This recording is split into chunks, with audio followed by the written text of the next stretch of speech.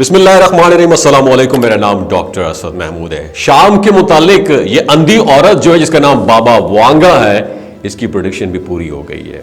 शाम बज़ाहिर आपको फतह होता हुआ नजर आ रहा है, लेकिन 24 से 48 घंटों में जो शाम के अंदर हुआ है, वुड यू बिलीव कि एक नाबीना औरत जिसका ताल्लुक बल्गारिया से है, बाबा वांगा, जिसकी जो प्रेडिक्शन का जो रेट है वो तकरीबन 85% आज तक करेक्ट निकला है। यानी यूँ समझिए जितनी भी उसने पेशन गोइयाँ की हैं, दुनिया की बड़ी बड़ी पेशन गोइयों में उसका शुमार होता है। वो तकरीबन ऑलमोस्ट 85% सक्सेस रेट है।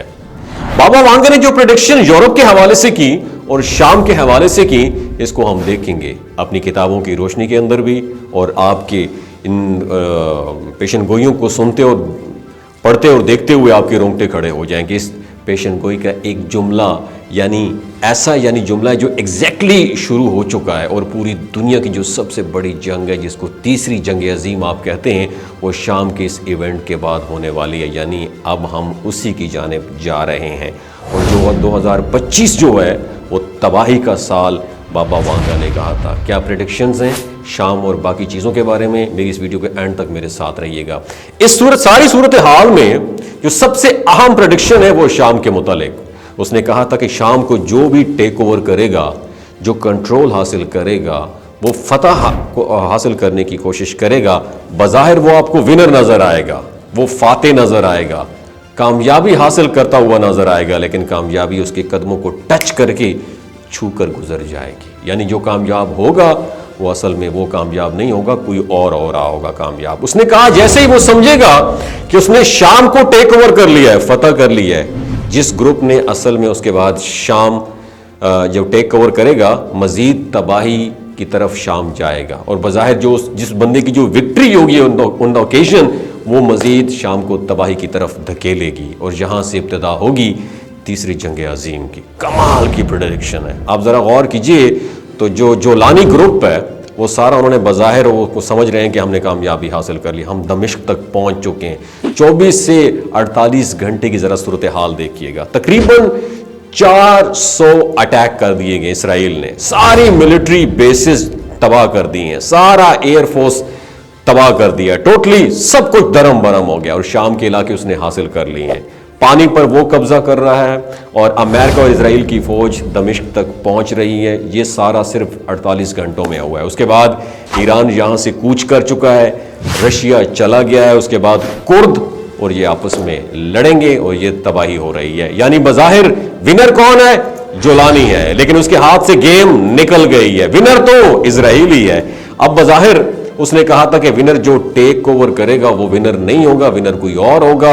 अब उसने कहा है उसके बाद शुरू होगी सबसे बड़ी जंग। उसने कहा है जो ग्रेट वॉर होगी वो शुरू होगी। उसका मतलब ये है कि उसने यहाँ से इब्तिदा होगी जब ये टेक ओवर करेंगे, उसके बाद से फसादात शुरू होंगे, और जब ये तीसरी जंग अजीम की बुनियाद बनेगी ये सारे फसादात। उसके बाद से जब फसादात होंगे, क्योंकि शाम उन इवेंट्स के बाद खाना जंगी शुरू हो जाएगी शाम में, उसके बाद इंटरनेशनल पावर्स यहाँ आएंगी, और उसके बाद बदतरीन तबाही शुरू हो जाएगी, जंग शुरू हो जाएगी। अब इंटरनेशनल पावर्स कौन सी हैं?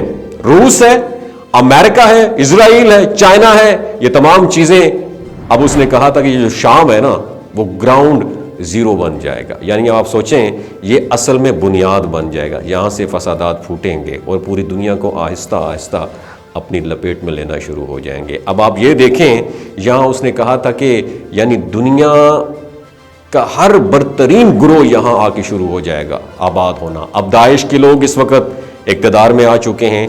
अब उसने कहा जो दमिश्क है वो मुकम्मल तौर पर तबाह हो जाएगा, यानी दमिश्क की ईंट से ईंट बना दी जाएगी। अब आप ये सोचें कि दमिश्क की तबाही, उसका डाउनफॉल क्लियरली नजर आ रहा है कि इस वक्त शुरू हो चुका है डाउनफॉल। और इजराइल ने जिस तरह तबाही मचाना शुरू कर दी है, अब यहां तो खाना जंगी हो रही है। जाहिर सी बात है, ये जो जुलानी वाले हैं उनको तुर्की कह रहा है कि तुमने जाकर ख़त्म करना है कुर्दों को, क्योंकि कुर्दों को अमेरिका ने कहा है कि तुमने उनको मारना है। किसको? सीरियन आर्मी को। और ये आपस में लड़ना शुरू हो गए हैं। इजराइल हमला कर रहा है, तुर्की हमला कर रहा है, अमेरिका हमला कर रहा है, सारे आपस में कूद पड़े। सो अब उसने कहा कि उसके बाद ये जो दमिश्क ये तबाह हो जाएगा। उसके बाद पूरे मुल्क में और उसके बाद रीजन में दाएं बाएं जो उसके नेबरर कंट्री हैं, हमसाया ममालिक हैं, वो हर जगह ये फसादात फैलते जाएंगे, फैलते जाएंगे और फैलते जाएंगे। फिर उसने कहा उसके बाद जो सबसे बड़ी तबाही होगी ना, वो इस दुनिया की सबसे बड़ी जंग अजीम, तीसरी जंग अजीम की शक्ल में तबाही होगी। उसके बाद यहाँ पर क्या होगा, इन सारी तबाही, तीसरी जंग अजीम की तबाही के बाद यहाँ पर अमन आना शुरू हो जाएगा। लेकिन इससे पहले जो तबाही होगी वो इतनी तबाहकुन होगी, इतनी तबाहकुन होगी कि करोड़ों लोग बेघर हो जाएंगे और दुनिया के अंदर तीसरी जंग अजीम फूट पड़ेगी और इतनी तवक्को होगी कि पूरे के पूरे रीजन इसमें फैल जाएंगे हर तरफ। अब ज़रा इस प्रेडिक्शन को देखें बाबा वांगा की, कि उस वक्त हम स्टार्ट में कह रहे थे कि मामला अभी गेम तो अभी शुरू हुई है, लेकिन इससे भी ज़्यादा तबाहकुन चीज़ जो समझ आने वाली है वो ये है कि इस वक्त उसने जिस इवेंट को डिज़ाइन करके बताया, अगर हम इस पूरी सूरत हाल का जायज़ा लें तो एग्जैक्टली वही सूरत हाल हमारे सामने आ रही है। फिर उसने कहा कि तकरीबन 2025 का टाइम आएगा। देखिए हम 2025 से चंद दिन दूरी पर है, 2025 आएगा, उसके बाद तबाही शुरू हो जाएगी।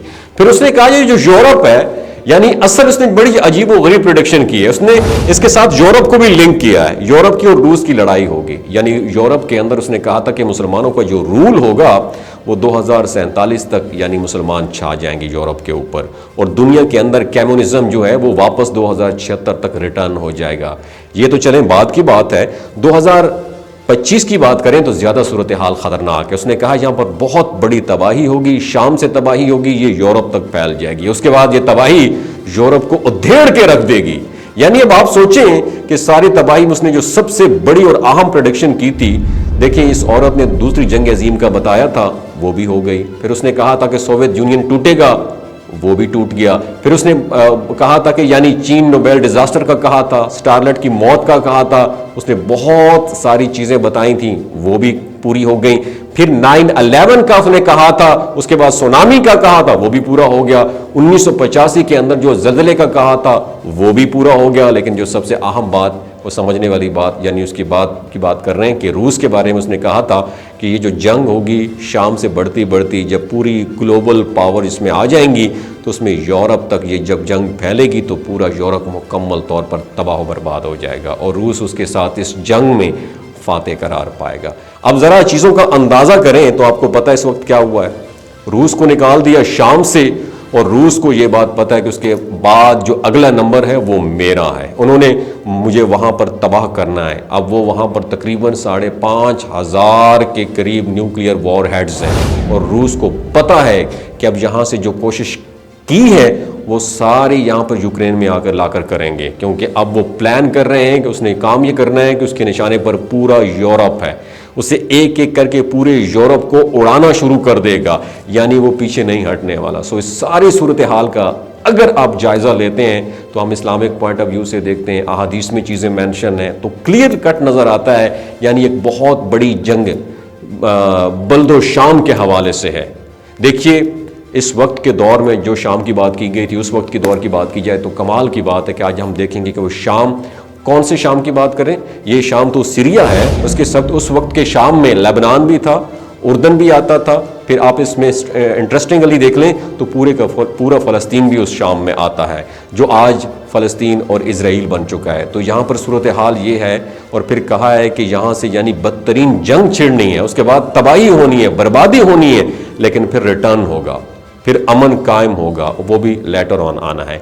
अभी तो फसादात, तबाही और ये सारी सूरत हाल है। फिर शाम के मुतालिक कहा गया कि शाम को यानी उसको आप लोग अमन की तरफ देखेंगे। जब भी सूरत हाल यानी अहादीस में बड़ा क्लियर कट बताया गया है कि ज़माना आखिरत में ये अमन का गहवारा बनना शुरू हो जाएगा, लेकिन इससे पहले जो तबाही है जो शाम और बहुत सारे रीजन में फैलती जाएगी उस सारे मामले पर जारी है। सो इस वक्त हालात ये बता रहे हैं कि पूरी दुनिया के अंदर एक तबाही की सूरत हाल पैदा होते हुए आप देखेंगे। और हम बॉटम लाइन देखें तो बॉटम लाइन ये कहती है कि इस वक्त के हालात ये चल रहे हैं कि इसराइल की नज़रें हैं क़िबला अव्वल की तरफ, और ये सारी सूरत हाल में हम सबको अलर्ट होना चाहिए कि उसको आ बसना है टारगेट।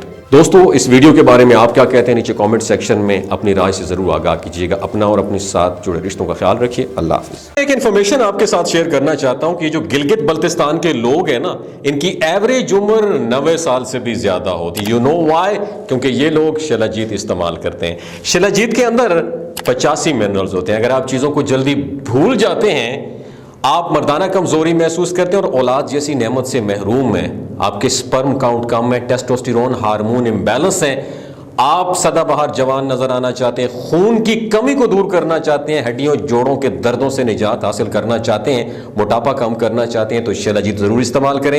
एक बात दिमाग की खिड़की को खोल के सुननी है, हमेशा याद रखनी है, हमेशा ऑर्गेनिक और कुदरती चीजों का इस्तेमाल करें और केमिकल वाले फूड सप्लीमेंट खुदारा आपने इस्तेमाल नहीं करने। अगर आप शिलाजीत को ऑर्डर करना चाहते हैं तो नीचे दिए गए नंबर पर राब्ता करें। 3 बातों का आपने ख्याल रखना है, कोई भी नहीं बताएगा आपको। हामला खवातीन, हाई ब्लड प्रेशर में मुब्तला अफराद और 15 से जो 20 साल की नौजवान नस्ल है जो गैर शादीशुदा है, एवी सेक्सुअल पावर को बूस्ट करना चाहती है, तो डॉक्टर की एडवाइस के बगैर शिलाजीत इस्तेमाल ना करें। बाकी सारे लोग बेधड़क गर्मियों और सर्दियों में इस्तेमाल कर सकते हैं। बहुत शुक्रिया।